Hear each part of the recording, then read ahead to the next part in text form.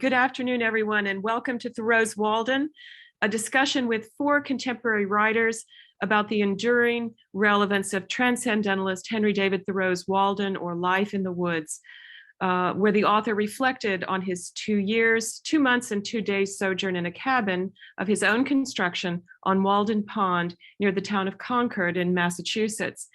This program is coming to you from the Huntington Library, Art Museum, and Botanical Gardens in San Marino, California, and it's sponsored by the Shapiro Center at the Huntington. The center was established in 2019 thanks to the generosity and vision of Susan Shapiro and the late Dennis Shapiro to advance scholarship, knowledge, and understanding of American history and culture, and to promote the use of the Huntington's premier library collections in American history. Those collections include Thoreau's 7 original drafts of Walden, which comprise over 1,200 pages, now digitized and freely available for consultation and reuse in the Huntington Digital Library, and I hope you'll look and find them there. We were very much grieved by Dennis's passing earlier this year, so it seemed a happy providence to learn that early in Susan and Dennis's marriage, they lived very close to Walden Pond, and Dennis used to go fishing there every year on opening day. And now it's my pleasure to introduce my colleague and the moderator of today's discussion, Carla Nielsen, Curator of Literary Collections at the Huntington. Carla joined the Huntington in 2018 from New York City, where she was the Curator of Literature in the Rare Book and Manuscript Library at Columbia University. And I know that Carla says she hopes someday to swim in Walden Pond. So now, Carla, not to swim, but to do a panel. Over to you. Thank you, Sandy, and welcome everybody to this Huntington Shapiro Center event on the enduring relevance of Thoreau's Walden. It's remarkable how much this essay written 170 years ago has so much to say about our contemporary moment. Walden was often cited during the early months of the pandemic as a potential guide for living under lockdown. In an April 2020 Washington Post article, Ron Charles referred to Thoreau's retreat to Walden Pond in 1845 as the most famous act of social distancing. That same month, Holland Carter in the New York Times counseled that Thoreau offered a model of constructive solitude in which thinking could become calibrated to the sounds and cycles of nature, informed by what one chose to encounter through reading and a small circle of sociability, and in deliberate retreat from business as usual, what Thoreau called the noise of my contemporaries. Thoreau's time on Walden Pond was an opportunity to mourn the death of his brother and write about their travels in his first book, A Week on the Concord and Merrimack Rivers. To consolidate some of his political thinking, he began writing the essay Civil Disobedience, and to begin keeping track of his observations of the natural world, many of which went into the long essay, Walden, or A Life in the Woods. As Sandy mentioned, we are delighted to be hosting tonight 4 of the contributors to this new book, Now Comes Good Sailing, Writers Reflect on Henry David Thoreau. This came out earlier this month, edited by Andrew Blauner and published by Princeton University Press. The 27 contributors range widely in age and orientation and are testament to the broad appeal and impact of Thoreau's work. The book has been extremely well received. John Kagan in the New York Times praised it as a remarkable anthology. Blauner's table of contents reads like a who's who of intelligent modern prose. This collection amplifies the wisdom of Thoreau for an age that is frequently hard of hearing. Nature writer David Gestner, whose book Quiet Desperation, Savage Delight, Sheltering with Thoreau in the Age of Crisis, which came out this past summer, had this to say about Now Comes Good Sailing. What a brilliant collection of some of my favorite writers about my very favorite writer, How to Live. That was the secret that Thoreau was uncovering, and this book offers us a map to do just that. Tall order. I want to quickly outline the structure of tonight's event. I'm going to tell you a little bit about the manuscripts of Walden that we hold at the Huntington Library. Then I will introduce our 4 panelists who will each speak for 8 to 10 minutes about their contribution to the volume and their ongoing engagements with Walden. That will be followed by 10 to 15 minutes of conversation with the panelists, followed by another 15 minutes of Q&A from the audience. So audience members, please feel free to input your questions into the Q&A tab at the bottom of the screen at any point during the presentation. So while people are speaking, during the conversation, or during the Q&A itself. We are especially delighted to be hosting this evening's event as a repository which has the 7 to 8 drafts of Thoreau's influential essay. He wrote them longhand in ink and pencil on mostly blue and off-white pieces of paper, as you see here. He began writing Walden in September of 1846, 14 months into his 26-month-long experiment living in a cabin on Walden Pond, and continued working on it for the next 8 years. The book was published by the Boston-based firm Ticknor and Fields in April of 1854. As one might expect from the rhythm and the content of Thoreau's prose, he was an incremental and ruminative drafter, slowly bringing the work into its final form. Each draft builds on the previous one, referring to but not necessarily recapitulating it. Well, what does that look like on the page? Here are 3 pages from 3 different drafts of Walden. The page on the far left looks like the beginning because the work's title is centered at top, but is actually from draft E. Actually, it says G, but it's draft E, the 5th draft. There is no equivalent in draft A, and that is not because Thoreau discarded a draft after he wrote a version that superseded it. He, in fact, kept everything, which has been both a boon and a puzzle to scholars. A sequence of scholars have worked in the Huntington Library's reading room over the decades on these manuscript drafts. In the 1950s, my predecessor served J. Lyndon Shanley a stack of over 1,200 disordered sheets of paper written by Thoreau, amidst which he identified 7 phases in the drafting of Walden. And by the way, we now keep the pages in that order and in albums, not in a big pile. In the 1960s, Ronald E. Clapper created a critical edition that allowed scholars to understand the development of the text over the drafts, which he labeled A through G, designations that we continue to use today. The final manuscript draft of Walden, the fair copy that Thoreau submitted to his publisher, did not survive. But we also hold the publisher's page proofs with Thoreau's handwritten corrections on them, which is essentially the final draft. And this is the title page from those page proofs. You can see at the upper left corner the name Sophia Thoreau, to whom Thoreau bequeathed all of his materials. And then there were, a couple chains of transmission or handoffs before the materials ended up at the Huntington Library. At the Huntington, we always have a page of Walden in manuscript and a page of these page proofs on display in the library exhibition hall. That's not true at this exact moment because the hall is undergoing some renovations, but it will open again at the end of this year, or by the end of this year, and I hope many of you can come visit. Also, on any day of the year, any hour of the day, anyone with access to the internet can consult the digitized pages of all the drafts and page proofs on the Huntington Digital Library. In 2019, we worked with the Digital Thoreau Project to digitize all 8 drafts of Walden, which we provided to them for their own digital humanities projects. The Digital Thoreau Project is run out of the State University of New York, Geneseo in partnership with the Thoreau Society and the Walden Woods Project. They were a fantastic partner for digitization because our goals and resources were so complementary to theirs. We had the materials, a state-of-the-art imaging lab, and a robust digital library. They have developed a suite of digital tools that allow students to transcribe and annotate the manuscript drafts, and a website that makes more clear than we could do in a digital library environment just how the drafts are ordered and why that is interesting. So what you can see here is a chart that's up on the Digital Thoreau site showing which proportion of each of the chapters of Walden was written in which draft. The site also includes these helpful data visualizations, which take the information from the chart we were just looking at and just sort of make it easier to see. So like the blue on the bottom of the chart on the right and at the left of the chart at the left, that's draft A. So you can see that Thoreau had a sense of all of the chapters aside from the conclusion from the very first draft, but that really significant portions of the later chapters, which are in orange and blue, that those didn't get added until drafts E and F. So it's really a fascinating set of visualizations that they've created that can help one make sense of the drafting of Walden.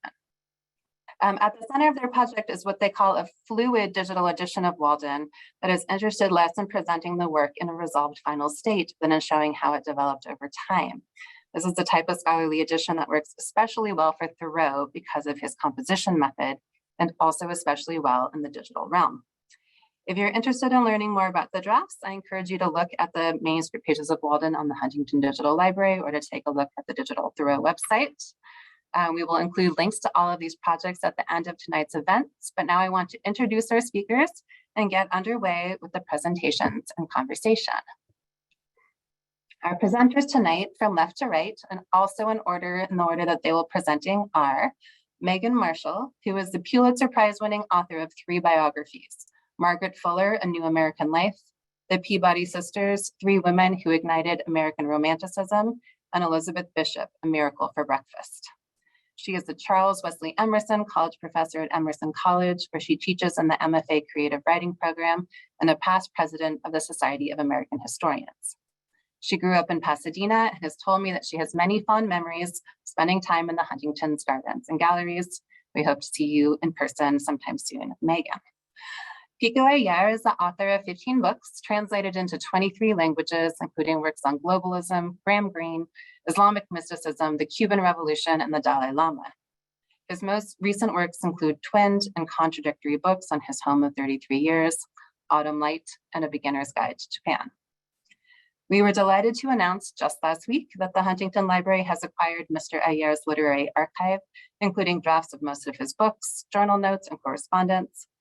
His writing has so many points of contact to our library's collecting strengths, not just Henry David Thoreau, who remains an ongoing influence for him, but also Paul Theroux and other travel writers and expatriate novelists, from Christopher Isherwood going back to Chaucer and John Mandeville. Kristen Case is a poet and professor of English at the University of Maine, Farmington. She has published essays on Henry David Thoreau, Robert Frost, Ezra Pound, Wallace Stevens, and William James, and co-edited the volumes Thoreau at 200, Essays and Reassessments, and 2119, Contemporary Poets in the 19th Century Archive. Author of the academic book, American Poetry and Poetic Practice, Cross Currents from Emerson to Susan Howe, she has also published 2 books of her own poetry, Principles of Economics and Little Arias. Gerald Earley is an essayist, cultural critic, and the Merle Kling Professor of Modern Letters at Washington University in St. Louis, Missouri, where he teaches in the departments of English and African American Studies. He is the author of several books, including The Culture of Bruising, Essays on Prize-Fighting Literature and Modern American Culture, which won the National Book Critics Circle Award for Criticism, and This Is Where I Came In, Essays on Black America in the 1960s. He has also written many album liner notes for which he received 2 Grammy nominations. Our first presenter, Megan Marshall, has some slides to share with you this evening, including a number of her own photographs. So I'm just going to advance to the first one and turn the mic over to Megan. Thanks so much, Karla. What a great presentation you gave. I was really excited by those visualizations. It made me think of the bomb cyclone we've just experienced, the weather patterns.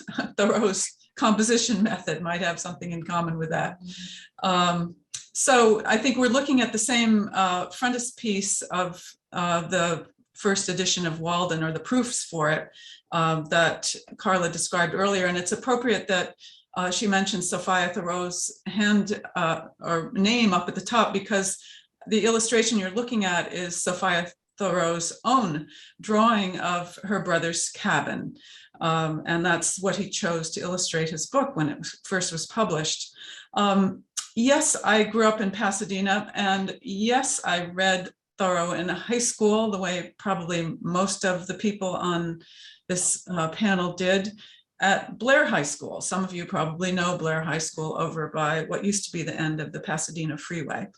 And reading that book and other books in an American literature course that sort of focused on New England writers led me to the East Coast, where I've been settled pretty much ever since, writing about New England writers, mostly the women of Transcendentalism. But I'll have to say it was Thoreau and his little cabin that brought me there, and I'll show you more about that when we get to the final slides. My essay for this collection is called Without, and it traces an experience that I had in Japan, actually. It's not all that much about Thoreau, but in 2017, which was the bicentennial of Thoreau's birth, and you're seeing here a replica of his cabin, which is by the parking lot at Walden, where certainly if you haven't swum in Walden before, everybody should get there some summer, or even fall or spring or winter. People swim pretty much year round in their wetsuits. You can see this replica of his cabin. And I was taking part in the celebrations of Thoreau's bicentennial. And I was also about to go for a semester as a visiting professor at Kyoto University in Japan.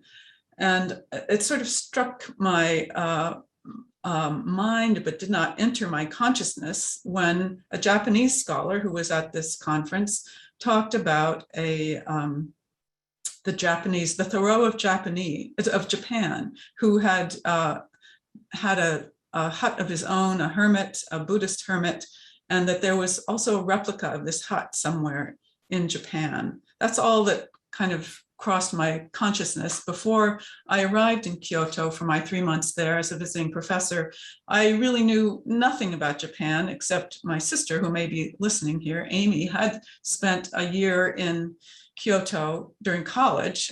So I kind of thought she was the one who knows about Japan. And of course, I had visited the Huntington's beautiful Japanese gardens and loved them, but I knew very little else. So when I got there, what did I do but to try to make a connection through Thoreau, through what I finally remembered I had heard that summer. So this is somewhat what I'd seen at the lecture while I was in Concord. This is a replica of Kamo no Chomei's hut. So I guess I should explain my essay without kind of traces my trek through these 3 months, trying to find out more about Kamo no Chomei, reading his book. He, like Thoreau, had written about his experience as a hermit. His book is called Hojo Ki, the 10-foot square hut. And this is a 10-foot square hut, a replica of it. The essay is really written from the present day. It's a kind of reflection from our COVID era and from my own personal period of mourning for my partner who had died shortly before the COVID epidemic came to us, pandemic. So it is a kind of journey to in my life, a previous time of solitude, but also finding some solace in the writings of this other Thoreau, the Thoreau of Japan. So the first thing I wanted to know was where was this hut? Could I find it? And sure enough, it was located, not too far from Kyoto University, where I was stationed. It was on the grounds of the Shimogamo Shrine, a Shinto shrine, and he'd been a courtier on this, or been part of the court in this part of Kyoto, that was then the capital of Japan. This was in the year 1200, so very long ago. And this, but his book, Hojo Ki, was so well known, just the way Walden is to us, that every school child reads it. And here's this replica. He was sharing the space with a smaller shrine to a goddess of beauty. And you probably saw in the previous slide these funny little ping pong paddly things. You could go to this shrine, and if you were interested, you could look at Hojo Ki's, at Chomei's hut, but you could also, for a small price, buy one of these little paddles and draw your features on it and, put them there, wishes for your own good luck. So I thought you'd like to see what those look like close up. Unlike the cabin, Thoreau's replica, which is at the parking lot right by Walden, so you can go very quickly from the replica to the cabin site on the banks of Walden. Chomei's hut site was actually quite distant from the replica, in a very remote part of the outskirts of Kyoto, although not so remote that it isn't also the same part of the city where Pico's daughter has a smoothie shop, so the Fushimi Ward. But this is up above in the mountains above Pico's daughter's shop. So I found someone who could lead me there, Masako Takeda, who's the translator of Emily Dickinson into Japanese. And we took this long trek by train and bus and started off on the trail up to the hut site. I'm going to read just a little bit from my essay while you look at this picture describing our route to the hut.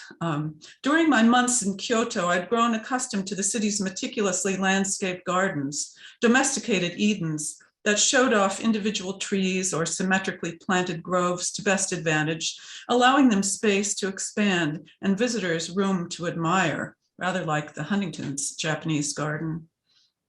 Here was raw nature, trees growing so close upon one another they were nearly indistinguishable.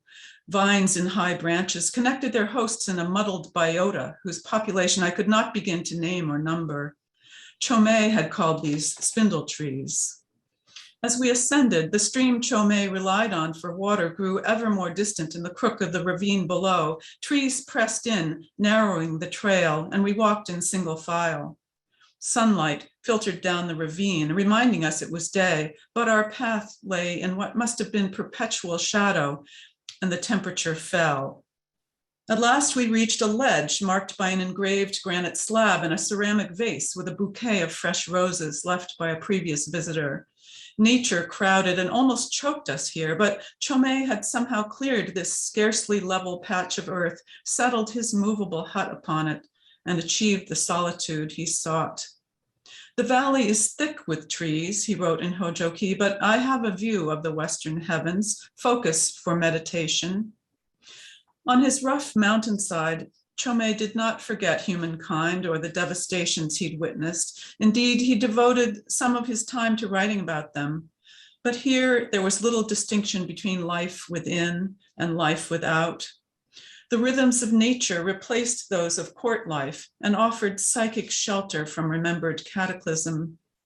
Each season had its character. In winter, the snow settled like human sin, he wrote, only to melt in atonement. Spring brought wisteria blooming like a holy purple cloud. Summer, the chattering cuckoos. And I'll end the reading with a few lines from his poem, the last lines of this section. In autumn, the voices of evening cicadas fill the air, fill the ear. They seem to grieve this husk of a world. So you can see that his poem had some reverberations for our time now. It was full of reasons why he wanted to leave the court, why he wanted to leave a place of great, there had been fires, there had been floods, there had been whirlwinds and plagues. So going to the next slide, I just want to bring us back to Concord and Walden. Here, just a month ago, I took a walk around Walden. I didn't swim, it was too cold for me, but here is the site of Thoreau's cabin and this very famous opening lines of the second chapter, I believe, of Walden, and another sort of close-up that shows what people are doing, leaving, ever since I think that this hut site was relocated over 100 years ago. People have been leaving stones and now making kind of sculptural kind of art out of them. And as I said, I wanted to bring you back to why it was that Thoreau took me east. The next slide. Oh, sorry, I forgot this one. Here's Walden at sunset, so you can see it. Those of you who haven't been there. Next slide. Yeah, this is my family's little log cabin in the Sierras at Echo Lake, and I grew up going there every summer. This is my California soul represented here in this little cabin. So when I read Walden, I thought, maybe I knew something about what life in the woods was like, having spent at least summers in a place like this. And I really, quite identified with him and wanted to follow east. But of course, as you all know, the world is catching up with us. Climate change is catching up with us. And I'll leave you with one last image, which is that same lake where my family's cabin is, Echo Lake, as the Caldor fire was encroaching upon it. This is a photograph by Don Caldwell, who's family also has a cabin at the lake. His mother, Mary Elizabeth Caldwell, was a Pasadena resident and composer whose children's operas I grew up listening to at the Pasadena Civic Center, and she was the organist for many years at the San Marino Community Church. It's ominous, and I think other speakers are going to speak to the issue of climate change and how Thoreau really was the maybe the canary in the mine shaft for us. So thank you very much for bringing me back to the Huntington virtually, and I look forward to listening to my fellow writers. Thank you so much for sharing 3 separate cabins in the woods with us, Megan. And next up, we have Pico Iyer. Well, I'm thrilled to be taken back to Kyoto. And I cherish the fact that though Megan and I have been corresponding actively for many years, the one time we met was when she was living on a backstreet alleyway in this large spread out city that was exactly the same alleyway where I had lived when I arrived 34 years ago. I'll say that one reason I love this anthology is it really gives us 27 different Thoreaus. And it saves him, therefore, from the stereotype of the proto-Unabomber or the cranky misanthrope. We get Thoreau the lover, Thoreau the ice skater, Thoreau the pencil maker, and of course, especially Thoreau the passionate activist for social justice. And one thing I appreciate is that many of the contributors to this volume point out that they didn't really like Thoreau when they first had to read him in high school. They found him this crowing chanticleer who sounded pleased with himself and dismissive, and the opposite of compassionate. But I think as we grow older, many of us grow closer to Thoreau. We see better how human and vulnerable he was. We recall that the very first topic that he spoke on to the Concord Lyceum was society. And we realize what a good friend he is when we're stuck in one place. I thought, because I was one of the relatively few essayists in this collection who was born and grew up very far from this country, that I would write about Thoreau the Liberator, the fund of global, you could even say universal wisdom. And I've always loved the fact that Thoreau is credited with bringing Buddhism and the Vedas and Sufism into our midst, but he always makes them feel as close to us as the friend next door. And I distinctly remember when I emerged groggy from my medieval cloisters in the New World, weighed down by accepted tradition and the burden of the past and class, I was thrilled to hear Thoreau's Declaration of Independence on July the 4th. And as with his friend Emerson, I really felt he was singing a new morning and drawing our attention to the future and the present rather than to the past, and reminding us that we could make ourselves up really free of inheritance.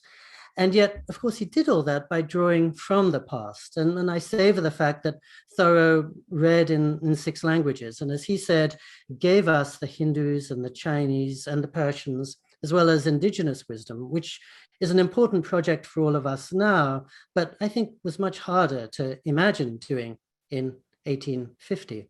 And I won't speak more about Japan because Megan's covered it so beautifully, but I will say that living in East Asia, whenever I read Thoreau, I realize that everything around me is essentially in Japan or China, it could be as close as the back of my hand. And a few years ago, I had to write a long book on the Dalai Lama, and I realized I had to begin with Thoreau and pretty much continue with him throughout to remind us all that the Dalai Lama's philosophy is not something exotic and foreign and far away. It's really just as practical as a trip to the emotional health club. It's out of place, out of time, secular, democratic. And I think Thoreau, again, like Emerson, was always reminding us that we could best root ourselves at home by traveling far away. One of the things also that I hugely admire in this anthology and my essay tried to illuminate too, is just that simple fact that Thoreau is the opposite of antisocial. Of course, he grew up in his mother's crowded boarding house. He looked after Emerson's wife and kids when Emerson was on tour for as long as 10 months. And he was a handyman around Concord, fixing his neighbors' walls, painting their houses. And it's always struck me as essential that he built his cabin in Walden within sight of the community, next to the railroad lines, so that people could visit him on Saturdays, so that he could return to his mother's house for dinner on Sunday evenings. And I think this is the Thoreau who always said, I love society as much as most. And the Thoreau who wrote, I am not naturally a hermit. And the Thoreau who said, we belong to community. And I think for me, a large part of his project was about distinguishing between society and community, just as he was distinguishing between solitude and loneliness. And I think sometimes it's easy to forget, though it was mentioned by Carla early on, how heartbroken he was when his beloved brother John died suddenly of lockjaw in his arms, in Henry's arms at the age of 26. And when he went to Walden Pond, he was essentially going there to write out and therefore to reenact the journeys he'd taken with John. And the book that he wrote while at Walden Pond, at its heart, has this extraordinary 23-page ode to friendship, like nothing I've read in American literature. A friendship is first, he writes. Friendship is last. Friendship purifies the air like electricity. Friendship is the secret of the universe. Without love, our life is coke and ashes. And it's a really powerful way for me to remember that when Thoreau went into solitude, it was in order to become a better friend. And when he took himself a little apart from Walden, it was so that he would have something much more substantial and useful to bring back to his community. I think one of the contributors to this volume points out perfectly that he spent 2 years, 2 months, and 2 days in his cabin, but that meant he spent 42 years, 7 months, and 22 days in the community, living among other people. And this is the Thoreau who is famous for breaking into impromptu jigs and for popping corn for the Emerson kids and for his annual melon parties. And again, I think it's a reminder that he wasn't saying that we should all live on our own. He was just reminding us that we could live by our own laws, according to our own values, and free from the prison of inheritance. And maybe I'll just end by saying that I think for me, Thoreau did what every writer aspires to, but so few achieve, which is he changed my life. When I was in my mid-20s, I was living the life I might have dreamed of as a little boy. I had an apartment on Park Avenue and 20th Street in New York City and a 25th floor office in Midtown, really interesting job, kind and stimulating colleagues. I got to take my vacations in Burma, Morocco, El Salvador. But I was haunted by the lines that Megan just showed in one of her last slides, that Thoreau writing that he didn't want to die feeling he'd never lived. And I realized precisely because I was having such a good time, I could easily wake up and realize I was 70 years old and I'd never explored any other options.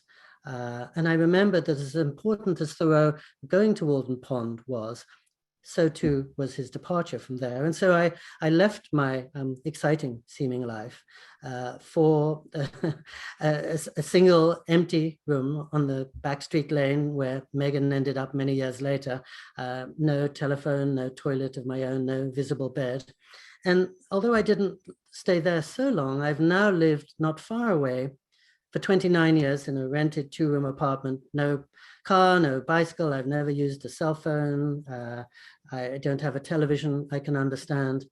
And I love in Kristen's essay where she links Thoreau to Marcus Aurelius and Wordsworth and John Cage, because I think Thoreau gave me Marcus Aurelius's wisdom that luxury is defined not by what we have, but by what we can live without.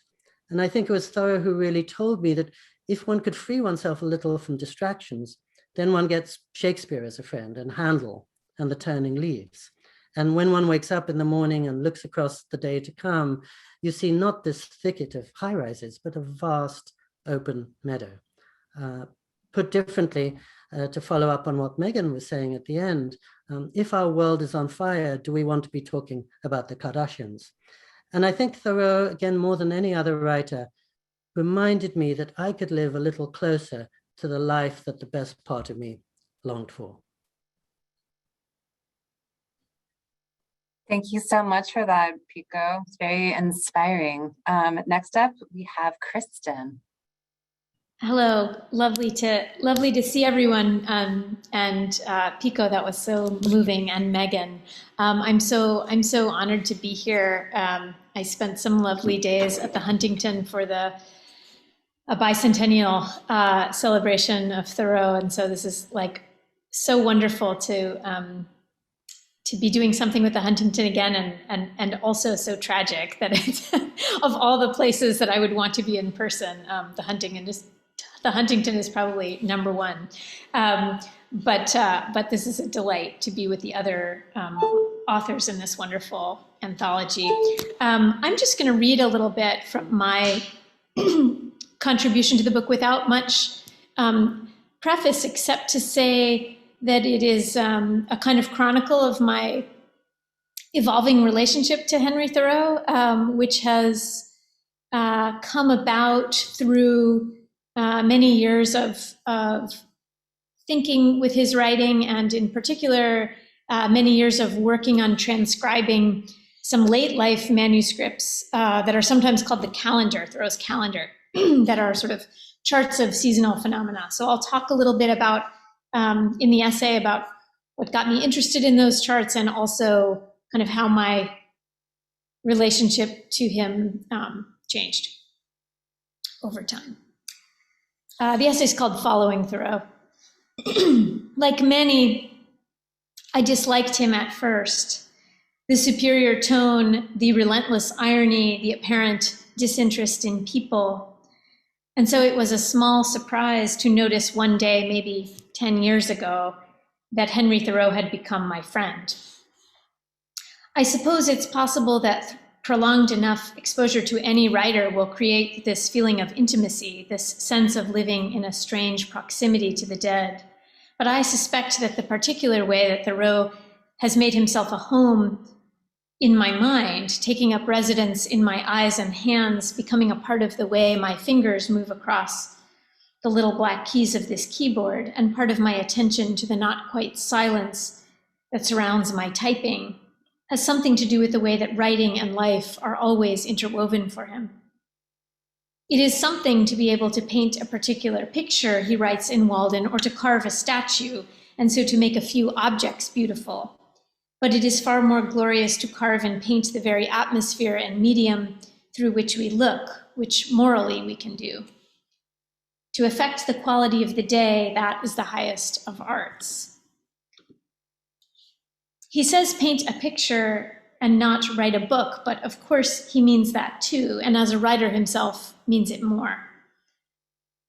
It was always life and not writing he was after. It took me 3 readings of Walden to begin to understand and love this about Thoreau, that he took seriously the question of how to live and wanted that question answered in practical material terms. But I love even more than that no answer was ever final, that he kept finding new ways both to live and to tell about it. My feeling of intimacy with him is the result of his commitment to this endeavor, his always seeking and finding new ways to represent the life around and in him, to find what in it is writable, which is to say, what in it was shareable. What strikes me now, some years into my friendship with Thoreau, is the vulnerability of his asking and re-asking of this question. What does it mean to try to tell our life, to take it in and put it back out again in these little black marks? It is a tender question. What is shareable? I first encountered Thoreau's calendar, or charts of seasonal phenomena, as a graduate student in English, which is to say, as a person full of anxiety and despair. I lived with my husband in a small ramshackle house in an impoverished rural town on 16 acres, 3.5 hours by car from New York City, a trip I would make twice a week for classes and glimpses of the urban life I'd left behind. The house had a large and badly overgrown perennial garden, and I spent my non-class days avoiding my reading and ripping long vines of hops from the ground, a process that covered the insides of my forearms with burning red streaks. That first summer, I made a notebook and drew a map of the garden to keep track of everything that bloomed and when. On other pages of the book, I drew maps of the roads and abandoned farms that I encountered on my walks, which got longer and longer the more reading I wasn't doing. It's hard to describe what captivated me so much about this work, why it eclipsed, for that period, my love of reading and writing. I think it had something to do with the fact that, unlike the theoretical and philosophical texts I was attempting to master or believed that I was supposed to master, none of it, not the gardening or the walking or the tracking of these in the little notebook, had to mean anything, or rather, what it meant was itself. If you walked straight across the state land on the CCC road for long enough, you'd come to Rossman Hill and pass a handful of old cellar holes on the way. Sedum blooms in August. The hollyhock grows up behind the bee balm. I loved gathering these facts, drawing them into myself, drawing them into myself and putting them back down again in the notebook. I especially loved the way the garden notes made me think not in terms of years, but in terms of months, each July neighboring the next in memory and experience, somehow much closer to each other than the present July was to, say, September. It was a whole new way of navigating time. So when I learned about Thoreau's late life charts of seasonal phenomena, hand-drawn grids on surveyor paper, mapping out by day and year the notable natural occurrences for each month, ice in ponds or tubs, or first hard frost in October, sultry light, and begin to sleep with window open in June, I felt that I understood. The work was not to explain or interpret, simply to register what was here, what was happening. It's not how the world is that is mystical, Wittgenstein says in the Tractatus, but that it is. I also felt that I understood the shift in Thoreau's late journal away from the interpretation of facts and toward their ever more replete documentation. I liked that as he grew older, this writer who once spent so much ink exhorting us to change our lives, reserved more and more of it for quietly tracking and then registering the existence of the life around him. When I became pregnant with my first child, I discovered that everything I thought that I knew about personhood and bodies, chiefly that I was a person and that I had a body, was wrong. Bodies, it turns out, are shareable. Personhood is porous. I found confirmation of my sudden sense of myself as no self at all, but a sort of house with open doors on a riverbed full of moving water in Thoreau, who asked, "Am I not partly leaves and vegetable mold myself?" I liked the porousness of his personal human self, the way at Walden he put his furniture outside his house to wash the floors, the way he let the wasps in. Alongside the other phenomena registered by the calendar charts, the first leaves on the young oak, the mountains spotted with snow, he noted his own seasonal signs. First night with window open, first day without greatcoat. I liked this way of seeing human bodies as also part of what we mean by weather, as also subject to seasons. I'll end there. Thanks so much, everyone, for being here, and the other contributors to this collection. It's been a pleasure to think and read alongside you. Thank you so much, Kristen. That's really a lovely essay that you have in the volume. Concluding tonight's presentations is going to be Gerald Earley. You're up, Gerald. I'm very happy to be here and very pleased to be in this volume with so many very good writers. my essay was about my sister and how she helped me understand Thoreau. My sister was in an organization called SNCC, which stood for the Student Nonviolent Coordinating Committee, which was what you might call the youth arm of the civil rights movement. My sister was very active in this. She was one of the people who started the Black Student Union at Temple University in the mid-'60s. And she wound up living in San Francisco. And my essay is about my going out to live with her when I was 17, just after I got out of high school, to be with her in San Francisco. And the people I encountered there, most of the Black people I encountered there had been in the civil rights movement. In fact, most of them had been in SNCC. And they had been in the South. They had done the voter registration drives and all that kind of stuff. And they were pretty much kind of burnt out from the intensity of the work that they had been doing. And so they wound up in San Francisco, which is a very interesting place at the time. The Black Panther Party was there. Well, they were right across in Oakland, but they had a huge presence in San Francisco. And the hippies were there. This was 1969. And my sister was there with these ex-civil rights people. Now, some of these people wound up becoming Black Muslims.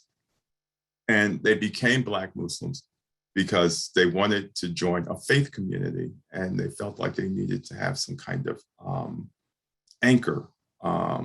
And they were tired of the stress of the civil rights movement. And the Black Muslims were very insular. They were very enclosed kind of community, enclosed faith community. And so they felt a kind of comfort with that. And they felt a kind of assurance with what the Black Muslims had to offer. So I got to know a lot of Black Muslims when I was out there because so many of these ex-civil rights people that my sister was hanging around with, these ex-SNCC people, were in the Black Muslims. In any case, Thoreau was, in 1969, was a major voice in the culture. Lots of people were talking about Walden. It was all this talk about developing your own lifestyle, of being independent. Walden was a very inspirational book for a lot of people at that time, and it was talked about a great deal in the culture, as well as another book that was inspired by Walden. It was by a guy named B.F. Skinner called Walden 2, and that too was also taught. So my essay tries to situate Walden in this moment in 1969, when all this stuff is happening. And I'm living with my sister in San Francisco, and I'm interacting with these ex-civil rights people and these Black Muslims and so forth. And learning that Walden was a very inspirational project for these Black people I was around. They were Black college students, so they had all read Walden when they were in college. And they were impressed with it. I mean, many of them were impressed with the essay about civil disobedience and his being an abolitionist and so forth. But they were impressed with Walden because they thought the message of Walden was to try to live your own life on your own terms, to craft your life.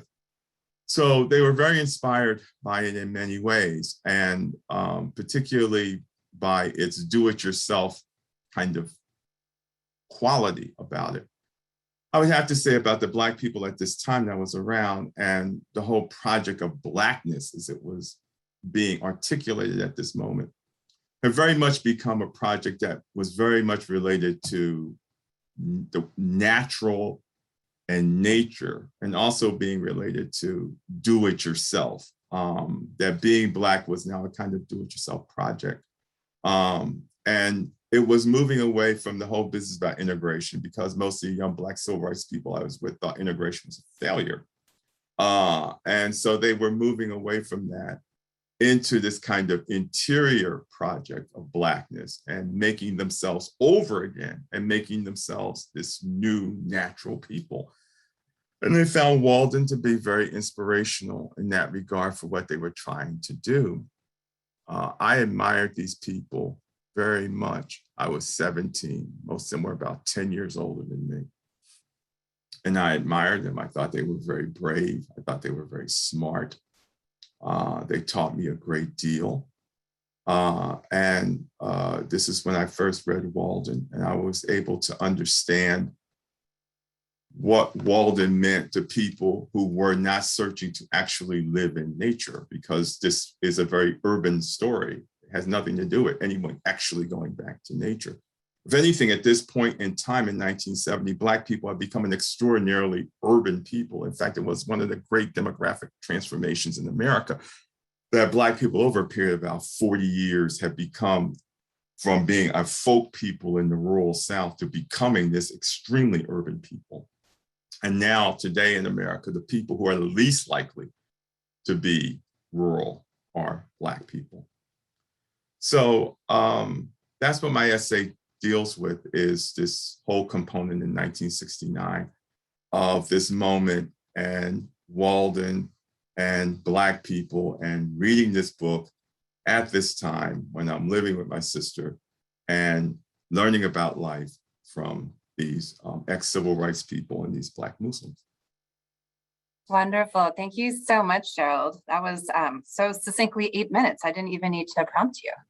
Now if Ben, if we could get all of the panelists appearing in gallery view for the conversation, that would be fantastic.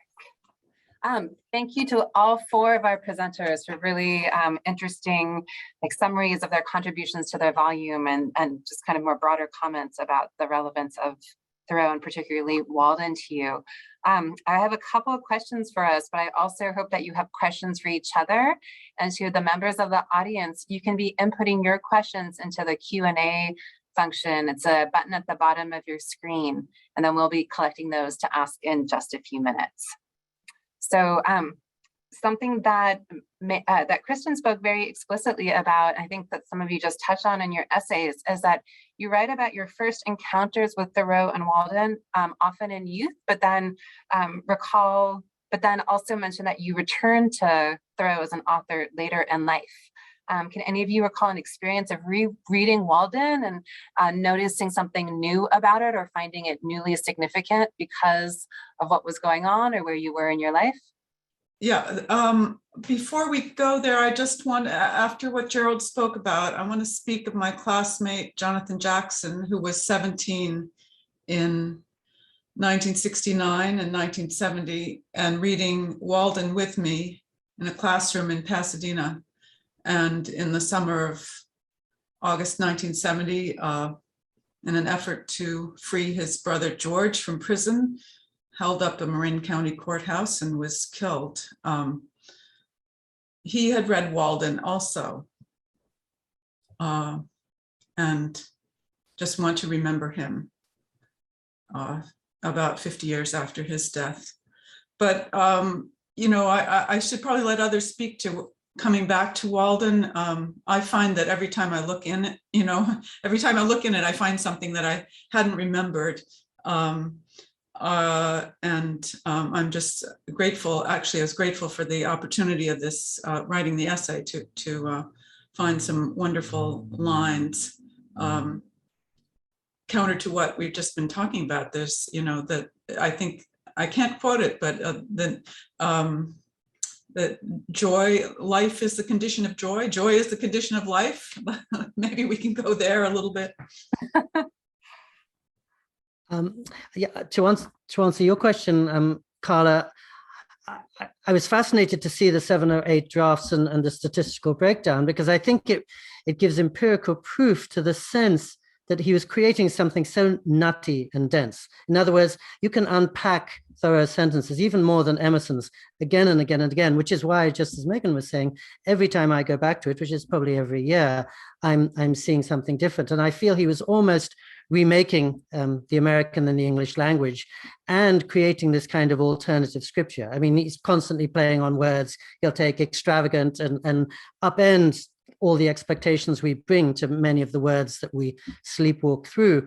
And for example, when I was reading it most recently in conjunction with this book, it suddenly hit me. The first essay in this book is about apples, and there's another one further on about wild apples, which was the title of one of his final essays. And I was thinking how interesting, of all of the fruits in the kingdom, that Thoreau would alight upon the one that is at the center of the Eden story. And it just reminded me that none of the details in Thoreau are casual. And I think part of what he was working on in draft after draft was to give this kind of improvised, sometimes almost jazzy, digressive sense to something that was extremely deliberate, to use his word, and rigorous. And that's why you can unpack him, not quite as much as Emily Dickinson, but certainly as much as Melville, or more so, endlessly. I don't think any reading of Walden will ever be the same as a previous reading. If I could just say a quick follow-up on that wonderful comment.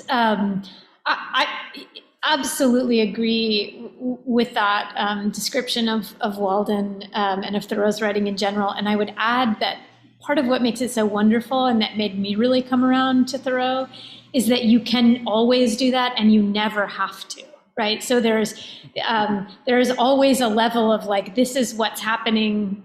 This is how much I spent on boards and nails.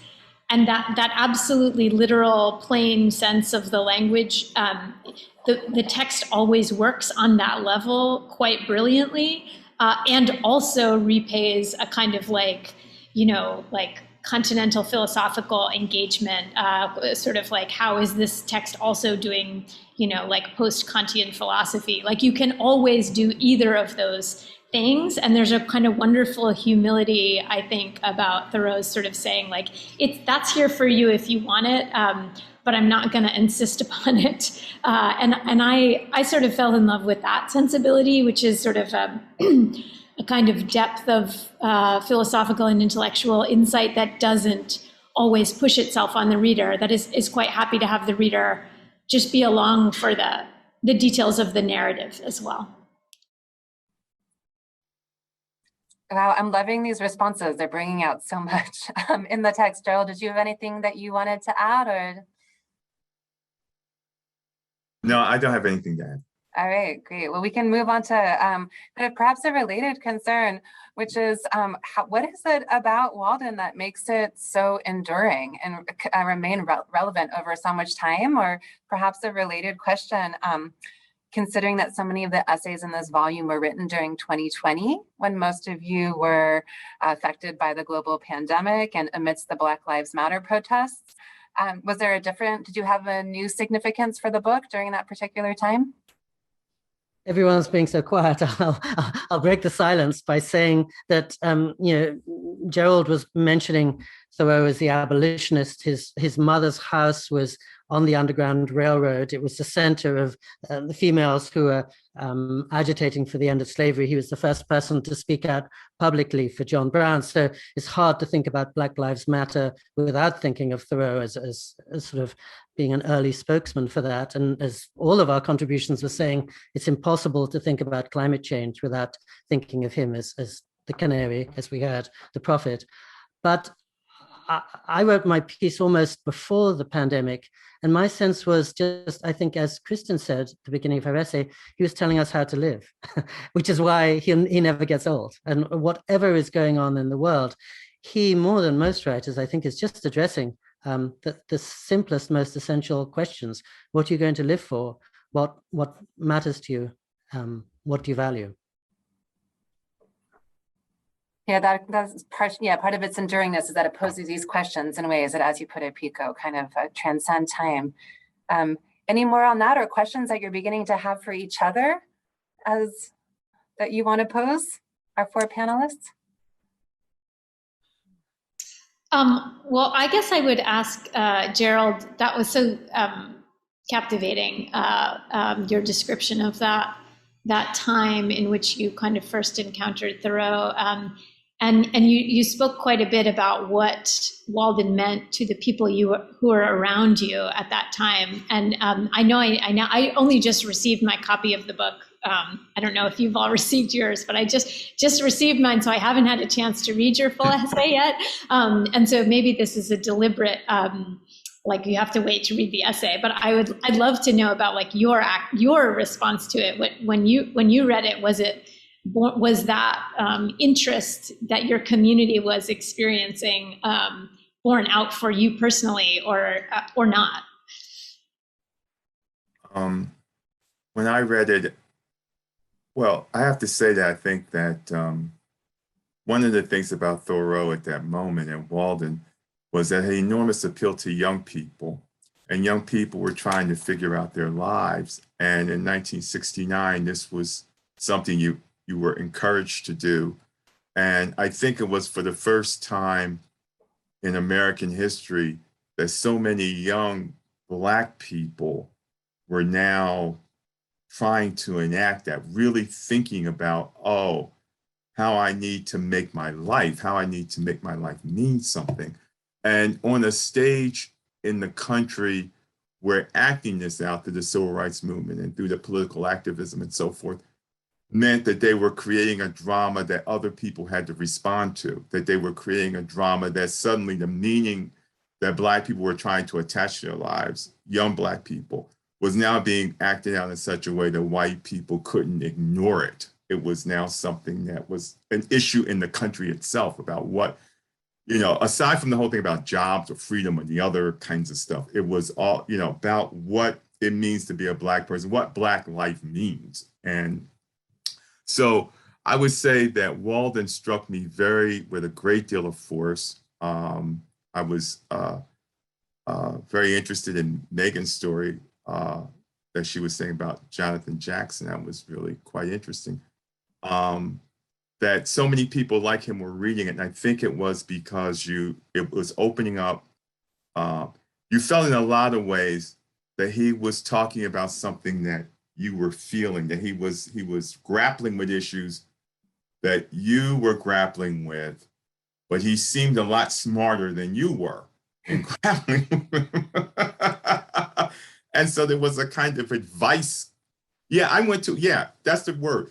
I felt that I was getting a lot of good advice about how to live. And I thought that it was not specifically that I wanted to live in a hut or even deal with nature, but trying to learn how to live your life on your own terms. And I thought that all the Black people I was around at that time drew that from the book, how to live your life on your own terms. Well, it's great the way it goes from how to build the house to how to build your life. And it's sort of seductive in that way, I think. Yeah. And that's what he does with language, isn't it? When he'll say something like premises or foundations, and just as Kristen was saying, you realize it has to do with building a house and building a set of values at the same time. But I think, we often think of the transcendentalists as these kind of cerebral types full of ideas and maybe not much action. But I think Thoreau, Margaret Fuller, and some of those who were setting up ideal communities, they really show the activism of those ideas. He didn't just write them, he acted them. And I think that's where part of where the excitement comes. He seems like a young writer, I think, in Walden, and he is. He's a younger person than Emerson, who was, of course, not all that old when he was giving his essays, but somehow always the senior transcendentalist. I thought there was a lot of action in the book, actually. And I also thought that parts of the book were funny. And I've taught it a couple of times to students, and I tell students that too, but they're convinced that, students take everything so very seriously. But when I read as a young person, I thought parts of the book were funny, were meant to be. I'm sure they were. Yeah, and when I think of the cabin at Walden, I think, just as Megan was saying, it wasn't just a sanctuary, but it was a kind of lab for putting into practice, well, Emerson's theories and many others. How can we live differently? And then I remember, for example, Gandhi, who I think really learned a lot from Thoreau. I think the name of his autobiography was My Experiments with Truth. And that could almost be the subtitle of Walden, that he was an experimenter. He was taking the things that Emerson said and putting them into the ground. So Karla, are you here still? Yeah, I'm here. So Yeah. I had an unstable, my connection got Oh, unstable, okay. so I'm turning my video off, but I'm here. We have, we're getting a number of questions from the audience. So Yeah. unless there's anything that any of you want to offer before we move to some audience questions, we'll move on to those. Anything any of the four of you want to say? Well, one of them might be difficult for you all to answer because I imagine you have many, but one of the questions is, what is your favorite passage from Walden or from Thoreau's writings? Well, I've just been writing and thinking about my family's cabin and the West. And there's a passage near the end where Thoreau, and it's in the conclusion, he goes on about, the great explorers, Lewis and Clark, and, what do they really have to tell us? What does the West mean anyway? He says, don't we all have, he's talking about the way everyone's trying to map the interior. Let's map our own interiors. And right now, that's one of my favorite passages. Look within to find, don't try to make empire, look within to improve yourself and begin to improve the world. Thank you. Thank you, Megan. Anybody else? If I'm trying to sell Thoreau to a skeptical newcomer, I would send them to the last chapter, the conclusion, I think. And if they're not inspired by that, they probably shouldn't spend more time with him. But at the same time, I think the passage that I keep citing right now is the famous part about the telegraph coming, where he says things like, the horse that trots a mile a minute isn't bringing the most important news. And if ever you want a larger assessment of the age of distraction, the age that we're inhabiting now, he had it all down perfectly in 1854. Wonderful, thank you. I have a favorite sentence, which I love to return to again and again. I can't remember right now, actually, if I did in this essay or not. I may have, because I love to think about it every time I get the chance, but it's also in the conclusion, and it is, the volatile truth of our words should continually betray the inadequacy of the residual statement, which is a mouthful of a sentence. It's like one of the headier ones in Walden, but you can think about it all day long and then keep thinking about it. And it's a heck of a thing to say at the end of a book.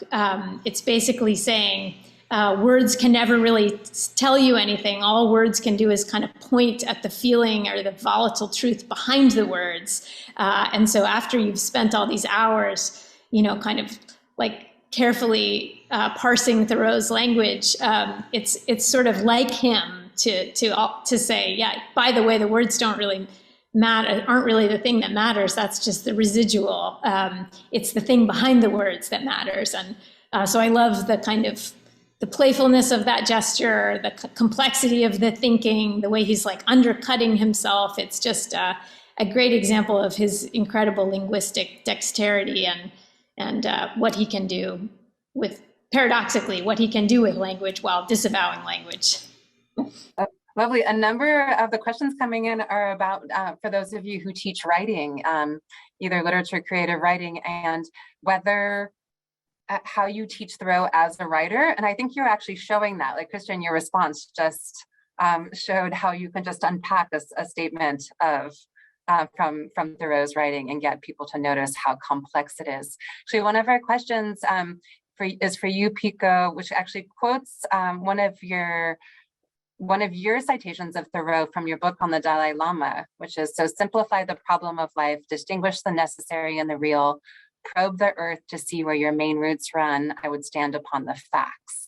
And the person asking this question says, thanks you for that book, but also wants to especially ask about that final sentence and about Thoreau's approach to the facts and also to science and to the most current scientific findings of his day, and to this thing a couple of you have mentioned about him being a canary for climate change and the current conversations, that kind of question the science of climate change. Do any of you have comments about Thoreau as someone engaged with kind of scientific thinking and even scientific activism.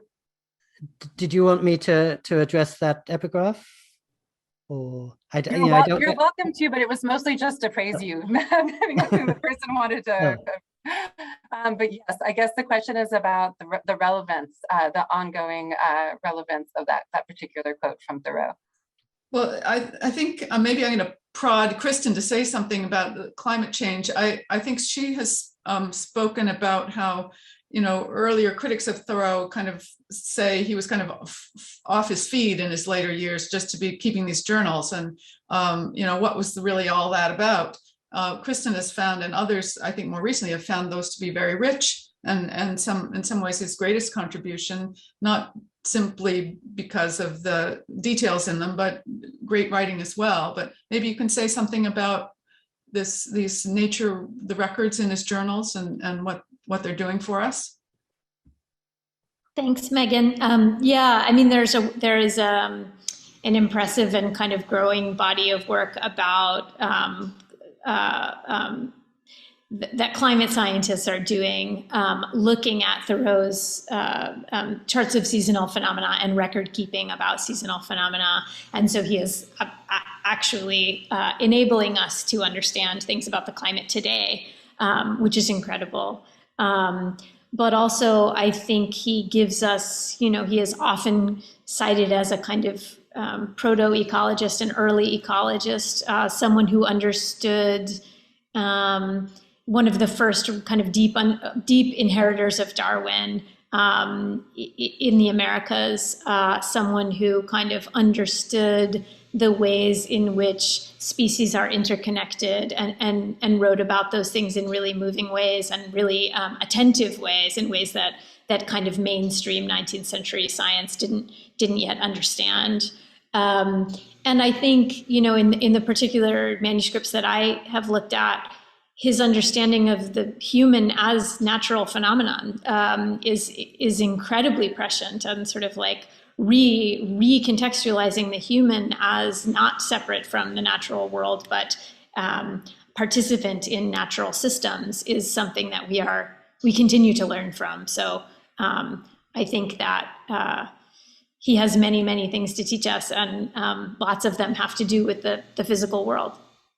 Thank you for that answer and for the prompt to Kristen and Megan. Does anyone else want to have anything to say about Thoreau and climate change or scientific observation? All right, so we have a number of questions that are very eager to better understand Thoreau almost historically, but as you know him well as a writer. And so the first one is, what do we know about Thoreau's view of philanthropy?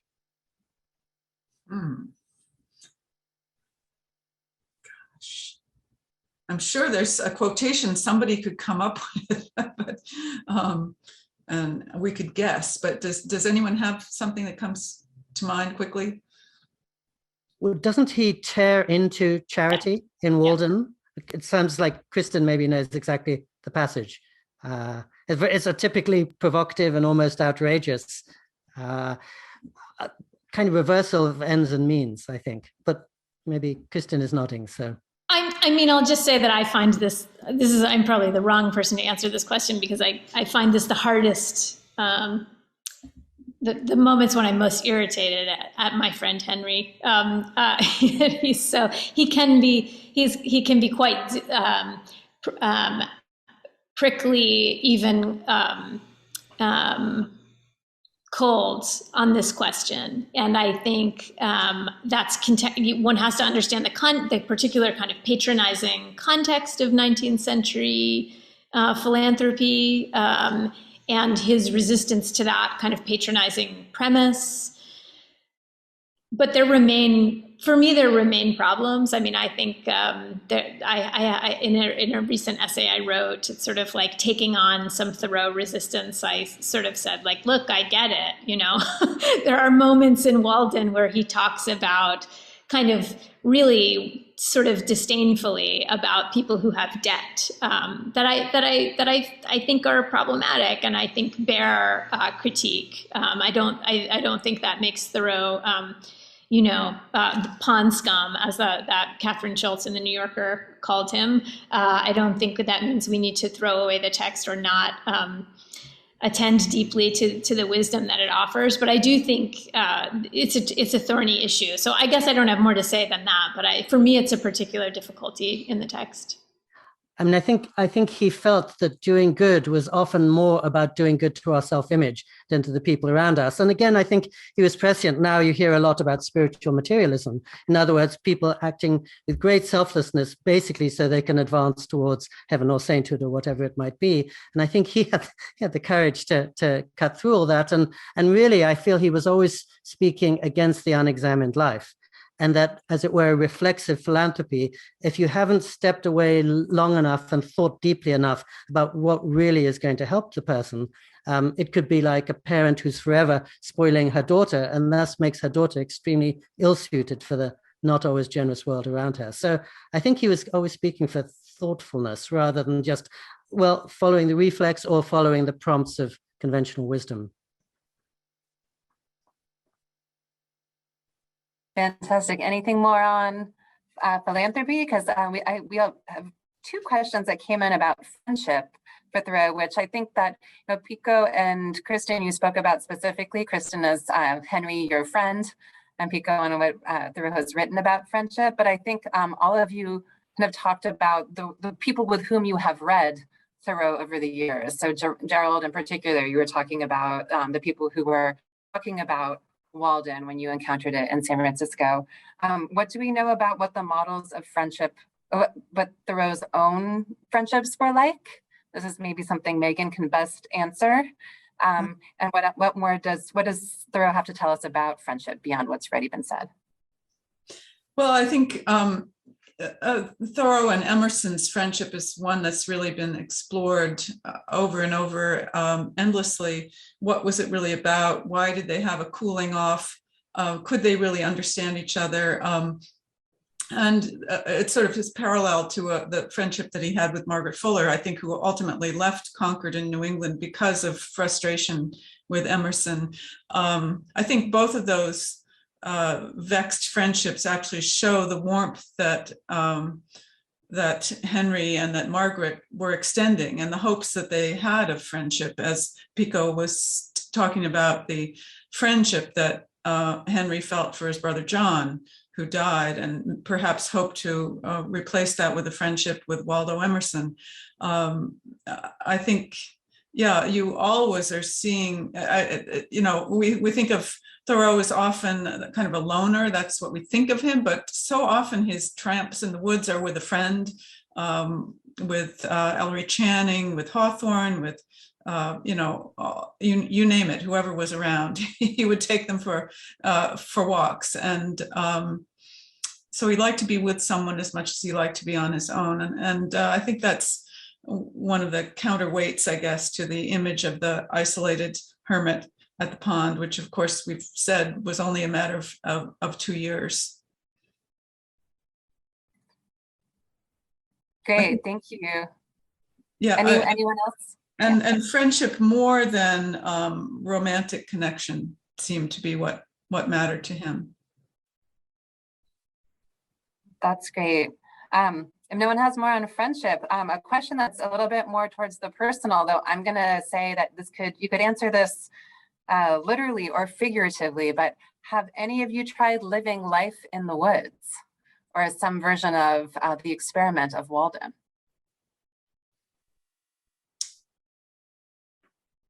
Well, I spoke of my family's cabin, but we never had a long enough vacation in the summer and we were never there in the winter. So, and share it with cousins and cousins and cousins. So, but I do think that little cabin, which has no electricity and no hot water, very, few amenities, and it really taught me great lessons about how little you need to get along.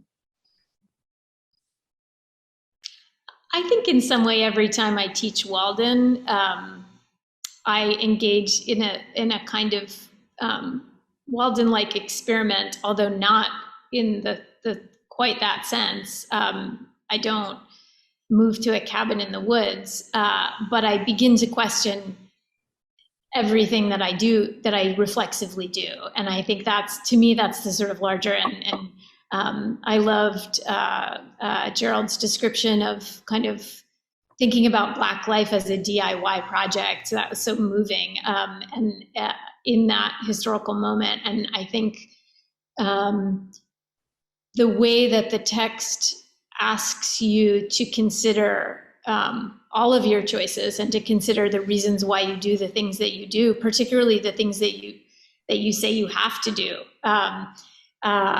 is so, if you let the text really pose those questions to you, you walk around thinking about them all day long. So I think every rereading of the text is in some sense a Walden experiment. I hope you don't mind if I have a question that's been pressing in the back of my mind, maybe for Pico, but the title of the anthology, Now Comes Good Sailing, supposedly the last words that Thoreau spoke or wrote in a journal, suggests that he had a sense of the afterlife. And we know that his favorite song that he liked to sing was a kind of elegy, a sea chanty, but that refers to this person who's drowned, but he's going on up. He'll go aloft. Pico, what have you been able to sort of isolate out about Thoreau's beliefs? If that's an enormous question, but I'm just thinking in light of Now Comes Good Sailing, what was he seeing ahead? Truly, I think you know much more about this, and probably all three of you know more about it than I do. But of course, he was always interested in exploration. The end of Walden is about rebirth. He steeped himself in Hinduism and Buddhism, which suggests that there are many incarnations to come. And you could see him sort of quickened by the thought of going somewhere that he hadn't had many reports of. But I certainly have no scholarly knowledge or wisdom to impart on this. I will say, to go back briefly to friendship, one of the really intriguing chapters in this book by James Marcus is about Thoreau's very, very close friendship with Emerson's wife, which seems like a romance in all but fact, but such an intense friendship that it almost seems to explode on the page. So that's a whole part of him that, again, we don't hear enough about.